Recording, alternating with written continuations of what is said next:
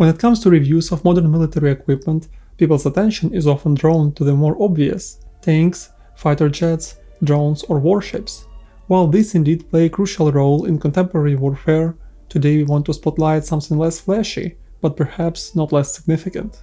This piece of engineering has become the backbone of the Russian military, especially as strategic missteps have forced it into the war of attrition. Prepare to meet the legend, the UAZ-452, or simply Loaf.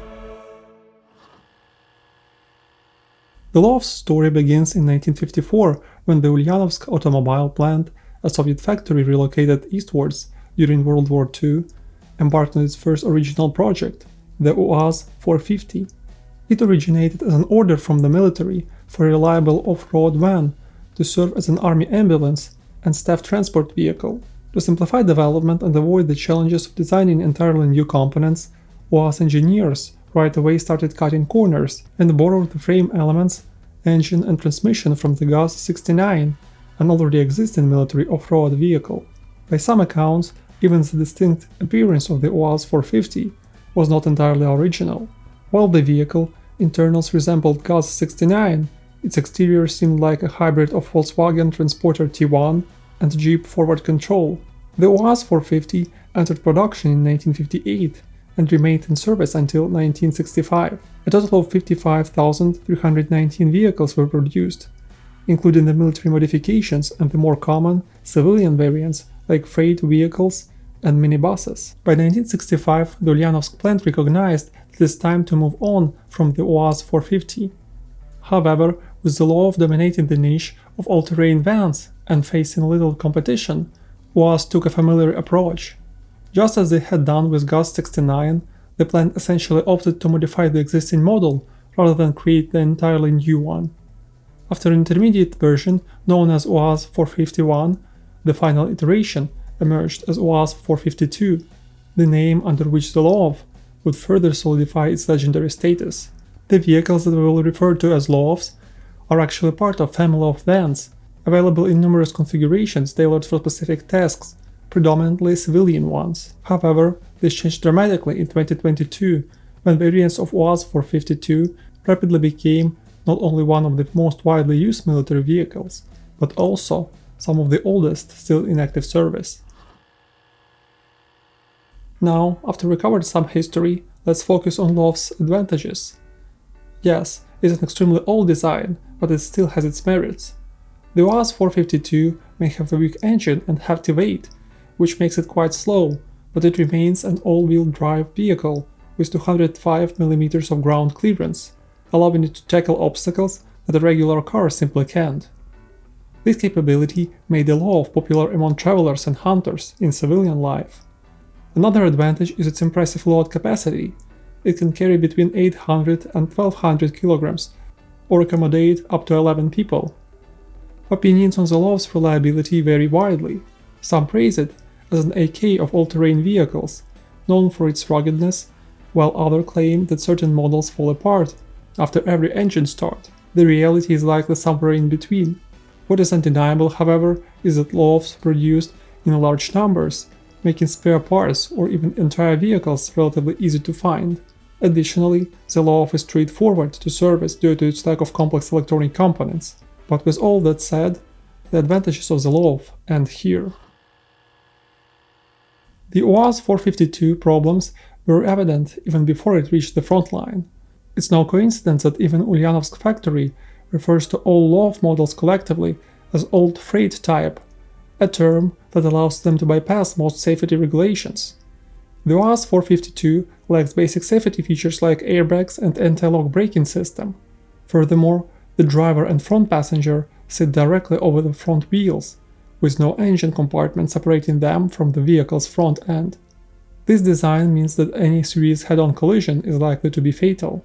The Loaf is also painfully slow, barely reaching speed of 100 km per hour. It weighs 1800 kg and is powered by 2.7-liter gasoline engine, which in its best configurations produces around 100 horsepower. For comparison, a typical Toyota Corolla had a 170 horsepower engine and weighs just 1300 kg. The Loaf's maneuverability is limited due to outdated mechanical components. Its boxy design negatively impacts aerodynamics, and it consumes between 14 and 16 liters of gasoline per 100 kilometers. Another issue arises from its fuel type. Most frontline military vehicles in Russia use diesel engines, so introducing Loafs complicates logistics by requiring a separate gasoline supply. Although Loafs were originally designed for military use, they offer no protection in combat situations. In Soviet Union, there was little concern that the UAZ-452 would ever encounter enemy fire, which is why it wasn't equipped with any armor. The vehicles are made from cheap, thin steel, and the driver and passenger exposed positioning makes them highly vulnerable to even small arms fire. This vulnerability is especially evident when it comes to landmines. If a Loaf hits one, it's likely to propel the driver and passenger into the air. The same issue was noted with similar Gaz-66 vehicles during the Soviet-Afghan War, after which they were quickly withdrawn from the region. While a typical MRAP or even a regular pickup truck might survive a landmine blast by losing a wheel or engine, the Loaf is more likely to lose its crew and the vehicle's integrity altogether. As we now know more about the vehicle, let's dive into its role on the battlefield. With the start of the full-scale Russian invasion, Loafs, also nicknamed Scooby-Doo vans, began appearing in the war footage from day one. However, initially they were mostly used in the rear as ambulances and staff vehicles. They were occasionally ambushed or hit, but due to the relatively slow numbers and proper deployment, losses were minimal. The first days of the war rather took a heavy toll on Ural and Kamaz trucks. These vehicles were often destroyed in endless columns and traffic jams on the way to key Ukrainian cities such as Kyiv, Kharkiv and Mykolaiv. As more stable front lines formed, Ukrainian artillery started targeting these vehicles too, sometimes destroying entire batches behind enemy lines. This strained logistics led in some Russian regions, likely due to pressure from higher-ups, to gather funds to replace the losses with cheap, abundant Loafs. The vehicles continued to be used primarily in the rear, replacing and complementing trucks and medical evacuations throughout the second half of 2022. In the spring of 2023, the new and cheap Russian logistics built around UAZ-452s encountered a new threat: Ukrainian FPV drones.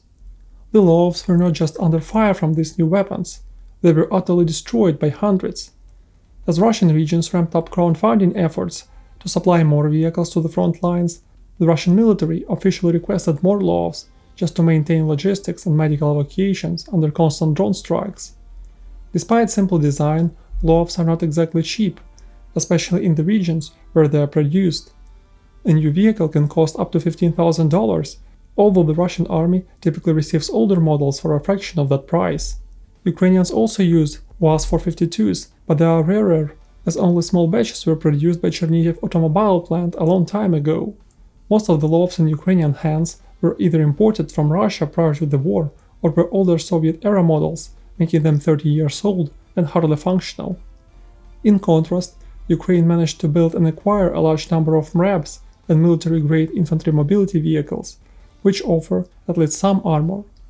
When armored vehicles aren't available, the Ukrainians rely on crowdfunding civilian pickup trucks for rear logistics and medical evacuations, as they are way faster than Loafs, even though they share similar vulnerabilities.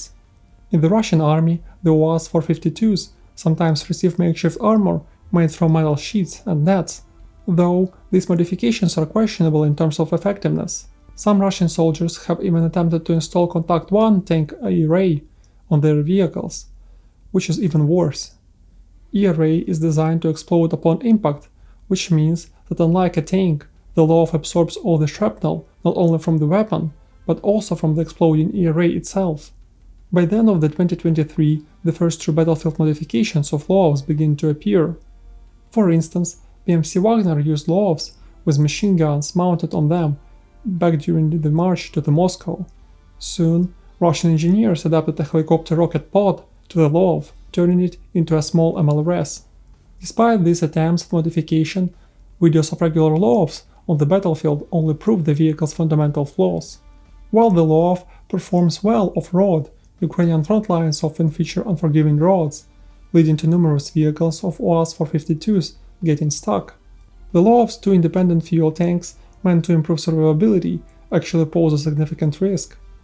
When the vehicle is hit, Both fuel tanks are often punctured, resulting in fires on both sides of the vehicle, right where the side doors are.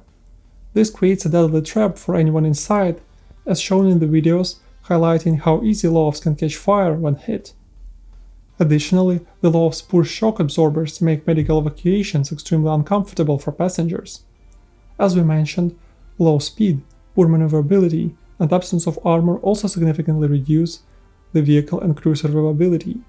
Meanwhile, the Russians have been working on camouflaging their Loafs, as most of the additional armor is useless against drones that dominate the front line and supply lines.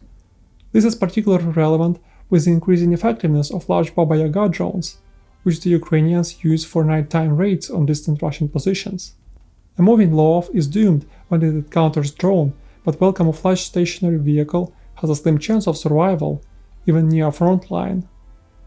The idea of turning UAS-452s into makeshift MLRS platforms with S-8 helicopter rocket pods was expanded, with Grad MLRS rocket tubes being mounted on the Loafs. These modifications appeared more frequently, even though Russia, prior to the war, had the highest number of proper factory-produced MLRS systems in the world. The UAS-452 is not the only unarmored vehicle flooding the Russian front lines. Chinese Desert Cross buggies, UAS Patriots, Nivas and other vehicles have also been deployed as armor continues to be lost at an unsustainable rate. However, aside from the buggies, these vehicles are faster and smaller than the Loafs, giving them slightly better chance of evading drone strikes. By the end of the 2024, the role of Loafs has shifted once more. As the Russian army faced dire shortages of armored vehicles due to 3 years of unsustainable losses, many UAS-452s underwent radical modifications. Some had their roofs partially removed, transforming them into makeshift pickup trucks for head-on assaults on enemy positions, carrying small infantry groups that could quickly disembark without doors. At this point, everyone can admit that such reuse of vehicles is beyond rational. To wrap things up, it's worth mentioning a few unique Loaf modifications from the front lines. In addition to camouflaged, assault, armored and MLRS variants, there are also specialized electronic warfare Loafs. This modification is particularly noteworthy because it appears that the Russian electronic warfare system, RP-337LA Lorandid, was integrated into the vehicles, and this integration was done more or less professionally. One of 2 known vehicles was destroyed in the Kherson region in June 2023, another in January 2025. Loafs with less sophisticated integration of smaller electronic warfare systems are much more common. These are often paired with almost full cage-like structures, which have questionable effectiveness but are interesting to see due to their unique designs. More commonly, Loafs are covered in rubber sheets or even protected with used car tires. This modification is meant to disrupt the functionality of the contact fuses used in drones. However, with many drones now equipped with hypersensitive wire-based fuses, this modification is largely ineffective. Sometimes, Loafs are also used to tow things. Here we can see one towing Russian unique Platforma M unmanned ground system. This robotic platform, developed prior to the full-scale invasion, ironically costs about the same as 4 Loafs, but unlike UAS-452, had little to no impact on the war. Finally, there is the most unique modification of all, the Great Church Loaf. This vehicle was featured only once in the video, and its true capabilities and purpose are likely too secretive to be revealed. The history of UAS-452, or the Loaf, is indeed a fascinating one, highlighting how brutal attritional warfare can drive not only innovation, but also a real degradation. The Loaf, an off-road van mostly in civilian use, became an expected player on the battlefield, simultaneously saving and taking countless lives. It's likely the best illustration of outdated technologies that can persist in combat situations, but we think everybody can agree that the ultimate cost is too steep. In the presence of drones, Loafs are absolute death traps. This situation, however, highlights the necessity to both minimize losses in existing armor and develop logistical vehicles that are well adapted for mass production and specifically well protected against drone threats. Russian command persistently ignored both of these things, but they were lucky enough to have a high supply of not only expendable vans, but also expendable soldiers, so no real alternative to UAS-452 was developed throughout years of war. On the other hand, the Ukrainian military's more cautious and strategic use of civilian vehicles, combined with modern RAPs and infantry mobility vehicles, showed the critical importance of adapting to contemporary needs. This strategy not only ensures better protection and battlefield survivability for Ukrainian forces, but also highlights the adaptations to the modern attrition warfare that involves drones.